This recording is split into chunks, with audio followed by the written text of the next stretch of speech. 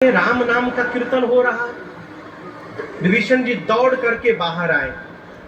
हनुमान जी ब्राह्मण का रूप बना करके कीर्तन कर रहे थे। किस रूप में? बोलिए। ब्राह्मण के रूप में विभीषण जी आए तो ब्राह्मण का स्वरूप देख करके प्रणाम किया। करी प्रणाम पूछी कुशलाई। हनुमान जी को विभीषण जी ने प्रणाम किया और प्रणाम करके कुशलता पूछी। ठीक ना? आप किसी अनजान व्यक्ति से यदि पहली बार मिलेंगे तो प्रणाम करके सबसे पहली बार क्या पूछेंगे? कहिए।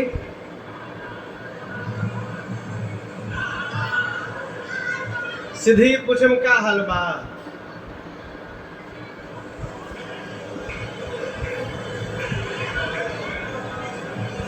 क्या कुछ खाए हुआ? अच्छा।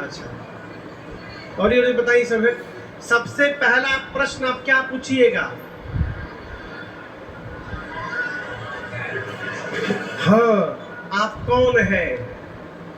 आप नाम पूछिएगा। फिर कहाँ से आए हैं, और उसके बाद पूछिएगा आप सकुशल है ना, ठीक ठाक है ना। बिना परिचय कुशलता कैसे पूछिएगा? लेकिन यहाँ दर्शन करिए, विभीषण जी हनुमान जी को देखे, पहली बार मिल रहे हैं। करी प्रणाम, नाम नहीं पूछे, कहाँ से आए हैं नहीं पूछे, क्या पूछे? पूछी कुशलाई। विभीषण जी प्रणाम करके बोले, आप कुशल है ना? क्यों नाम गांव का नहीं पूछा, सीधे कुशलता क्यों पूछी? हनुमान जी बोले, अरे पहले नाम पूछिए, पता पूछिए, फिर कुशलता पूछिए। विभीषण जी बोले, नाम पता बाद में, पहले बताइए कुशल है ना? हनुमान जी बोले, हम तो कुशल है, क्यों पूछ रहे हैं?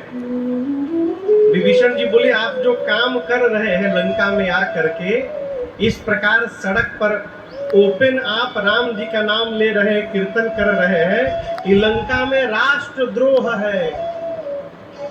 यहाँ लंका में खुलेआम राम जी का कीर्तन नहीं किया जा सकता, बहुत कुटाई होती है, और आप खुलेआम कीर्तन कर रहे हैं, इसलिए मैंने कुशलता पूछी। आप ठीक है ना?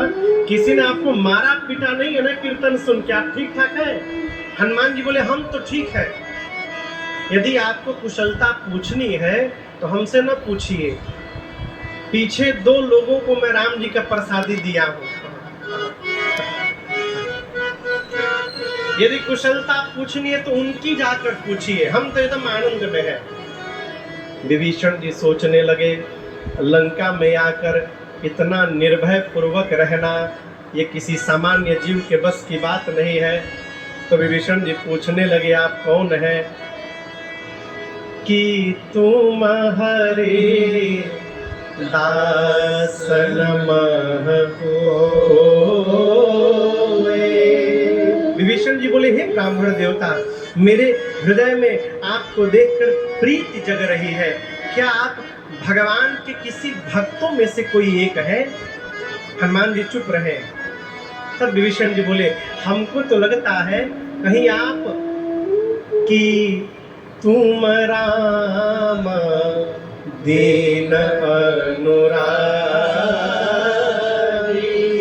आए हो मोहे करन बड़ भाग। कहीं आप साक्षात श्री राम जी तो मुझे सौभाग्य देने के लिए वेश बदल के नहीं आ गए? विभीषण जी हनुमान जी को राम जी समझ दिए। हनुमान जी देखिए तो गलत ट्रैक पे जाने लगे। बोले, अरे विभीषण जी, नहीं रुकिए, आप समझ नहीं पा रहे। तब हनुमंत कहे सदा राम कथा निज नाम।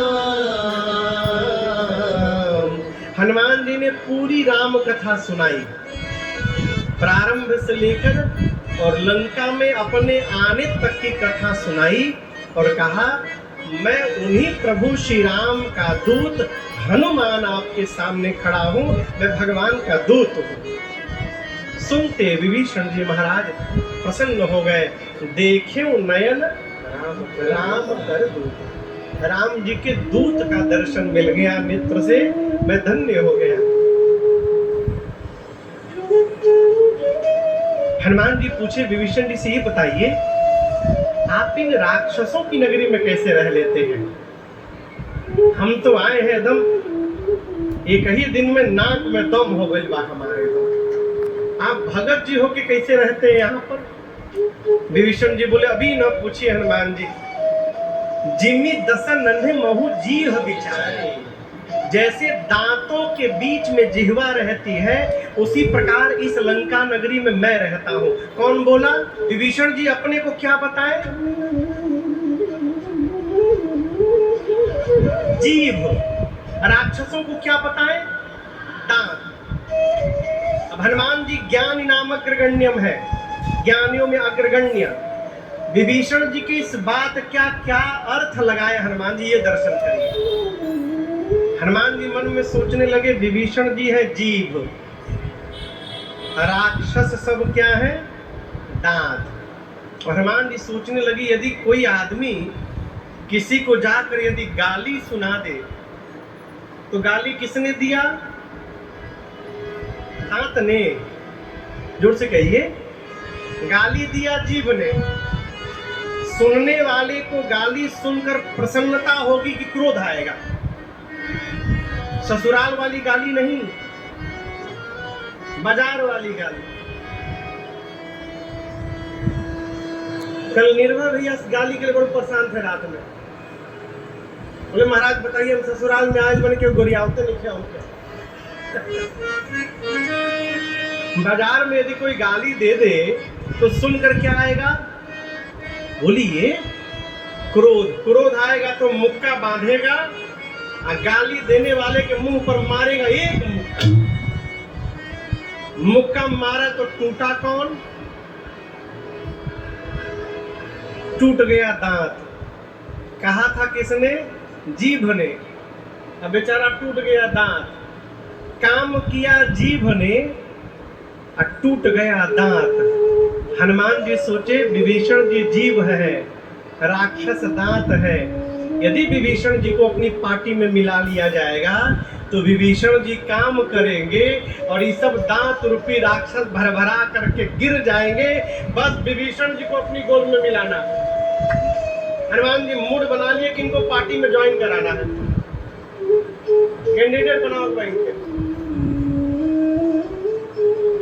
पर याद रखिएगा, किसी को भी भगवान से जुड़ाना ये भगत का पहला काम है।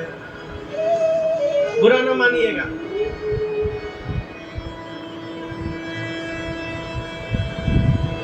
सुविधा था का एक रगड़ने वाला अपने जीवन में कम से कम 10 लोगों को रगड़ना सिखा देता है। कुछ नहीं के खा लिया रगड़ा। एक फेंटने वाला कम से कम 10 लोगों को जीवन भर में फेंटना सिखा देता है। एक सीताराम कहिए, लेने वाला कितने लोगों को लेना सिखा देता है। तो यदि हम भगत हैं तो हमको भी अपने जीवन में कम से कम 10 भक्त बना करके जाने चाहिए। ये निष्ठा होनी चाहिए, तब न लाभ है हो। हनुमान जी सोचे विभीषण जी को अपनी पार्टी में मिलाया जाए। विभीषण जी महाराज बोले, हे हनुमान जी, क्या राम जी मुझे अनाथ जानकर कभी मेरे पर कृपा करेंगे? तात कबहू मोहे जानी अनाथा, करिहि कृपा भानुकुल नाथा। हे हनुमान जी, क्या कभी रघुनाथ जी की कृपा की वर्षा मेरे ऊपर होगी? मैंने जीवन में कभी कोई साधन नहीं किया है, असुर कुल में जन्म मिला है, तामस प्रधान शरीर है, जीवन है, मेरा उद्धार कैसे होगा। एक तो भरोसा हो गया कि अब मोहि भार भरोसा बिनु हरे कृपा मिलहि संता। हनुमान जी बोले, विभीषण जी, भगवान अपने सेवक से प्रेम करते हैं, करहि सदा सेवक पर प्रीति, ये राम जी का स्वभाव है। आप अपने लिए कह रहे हैं विभीषण जी कि मैंने कुछ नहीं किया है, आप अपनी छोड़िए, आप मुझे देखिए। हनुमान जी कहते हैं, आप बताइए मैं कौन बहुत बड़े खानदान से आया हूं, कहूं कवन मैं कपि हूं, चंचल हूं, सब प्रकार से हीन हूं। विभीषण जी, हनुमान जी कहते हैं, सवेरे सवेरे जो हमारा नाम ले लेता है उसको दिन भर भोजनों नहीं मिलता है। इसका लोग अर्थ लगाते हैं कि सवेरे सवेरे हनुमान जी का नाम लेने से भोजन नहीं मिलता, ये गलत अर्थ है। सामान्य अर्थ है, हनुमान जी कहते हैं सवेरे सवेरे हमारी जाति का जो नाम ले ले, वानर कह दे, उसको दिन भर भोजन नहीं मिलता। और इसका गूढ़ अर्थ है, हनुमान जी भगवान के भक्त हैं, इसलिए हनुमान जी चाहते हैं कि जितने भक्त हैं वो सवेरे सवेरे हनुमान जी का नाम न ले, सारे भक्त सवेरे सवेरे मेरे भगवान राम जी का नाम ले। इसलिए कहते हैं हमारा नाम लीजिएगा तो भोजनों नहीं मिलेगा। हनुमान जी कहते हैं मेरे जैसे अधम पर भी असमय अधम सखा सुनो, मोहु पर रघुवीर कीन्ही कृपा सुमिरी गुना, भरे बिलोचनी।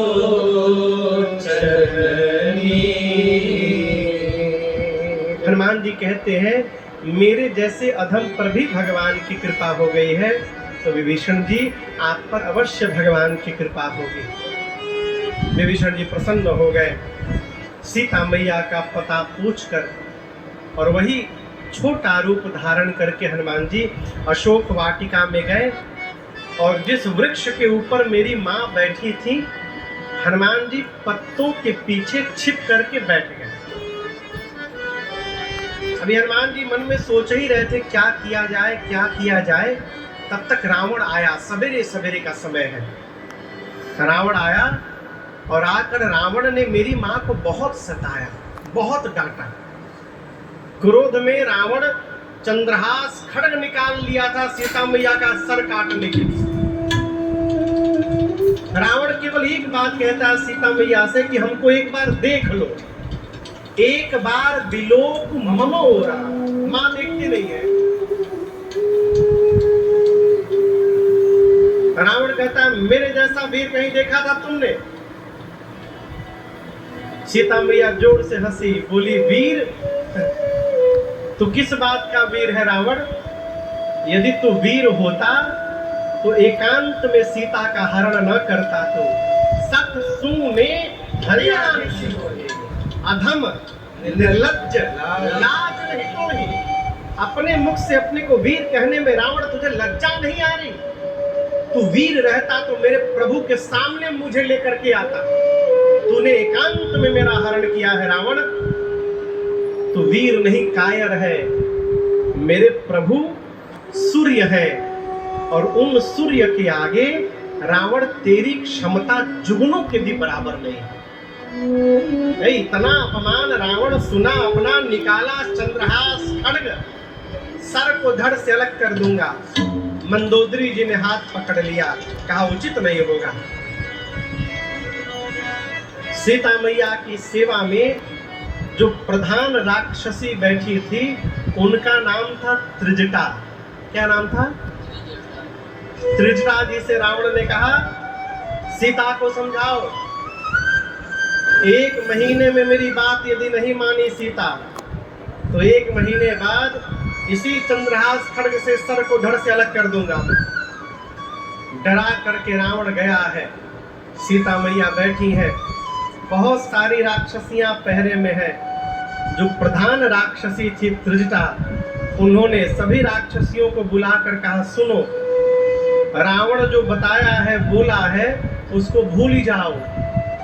अब मैं जो बोलने जा रही हूँ उसको याद रखना। क्या? रावण के आने के पहले भोर में आज मैंने एक सपना देखा है। जानती हो क्या देखा है? त्रिष्टा कहती है, सपने में एक बंदर आ गया है।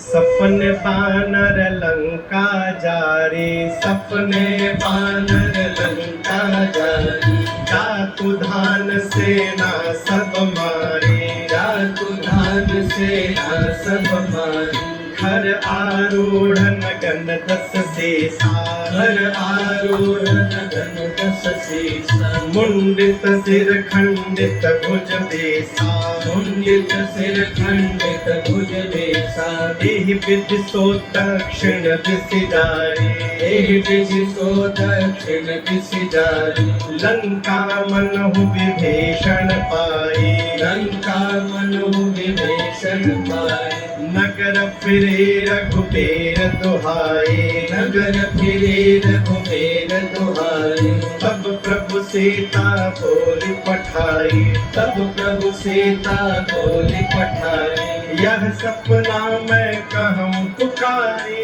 यह सपना मैं कहूँ पुकारी, होए सत्य गए दिन सारे, होए सत्य गए दिन सारे, होए सत्य गए दिन सारे, होए सत्य गए दिन सारे। त्रिष्टा जी ने कहा कि मैंने भोर में सपना देखा है, लंका में एक बानर आ गया है। उस बानर ने पूरी लंका में आग लगा दी है, राक्षसों को मार दिया है, रावण की 10 सिर मुंडित हो गए हैं, उसकी 20 भुजाएं कट गई हैं।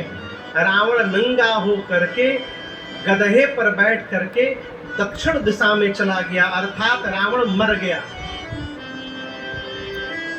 विभीषण लंका के राजा बन गए हैं। सीता जी राम जी को वापस मिल गई है। पूरी लंका में सब जगह राम जी के नाम का ही जय जयकार हो रहा है।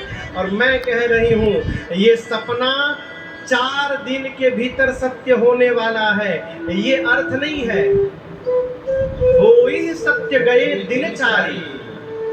दिनचारी यानी दिन में जो चरते हैं, कौन? भगवान सूर्य चलते हैं ना। सूर्य नारायण जैसे शाम को जाएंगे, आज रात में ही ये सपना सही होने वाला है। हनुमान जी वहीं ऊपर बैठ के सुन रहे थे। हनुमान जी बोले, अब समझ में आया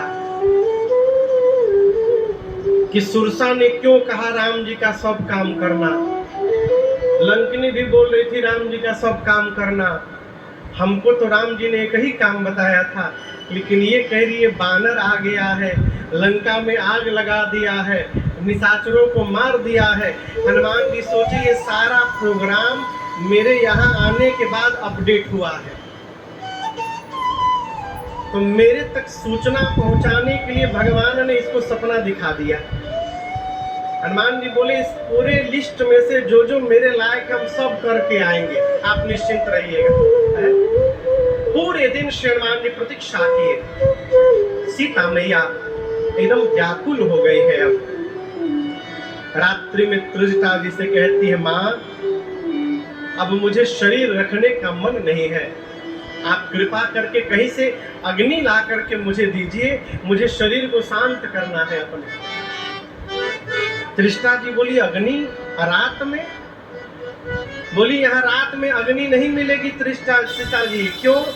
सब राक्षस हैं, सब कच्चे कच्चे खाते हैं, पकाने का किसी का काम नहीं है। निसी न अग्नि मिल सुनु सुकुमारी। त्रिष्टा जी समझा के गई। सीता मैया इतनी व्याकुल है, चंद्रमा से अग्नि मांगती है, तारों से अग्नि मांगती है, अशोक के वृक्ष से अग्नि मांगती है।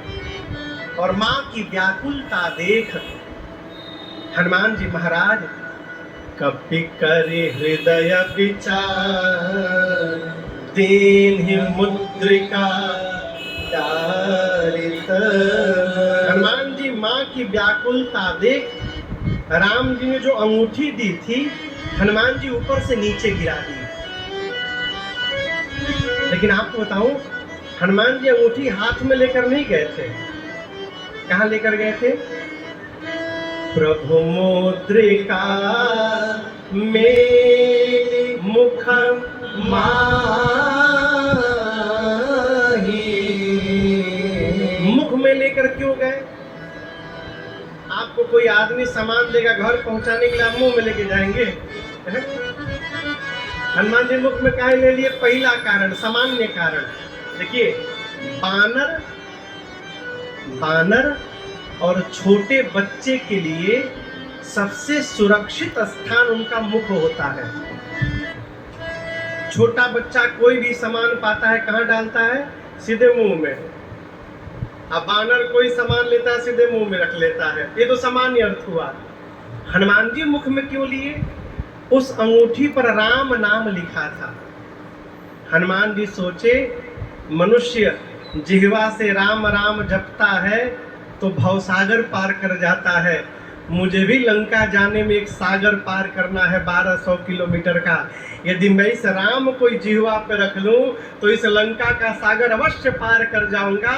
इसलिए हनुमान जी ने मुख में रख लिया।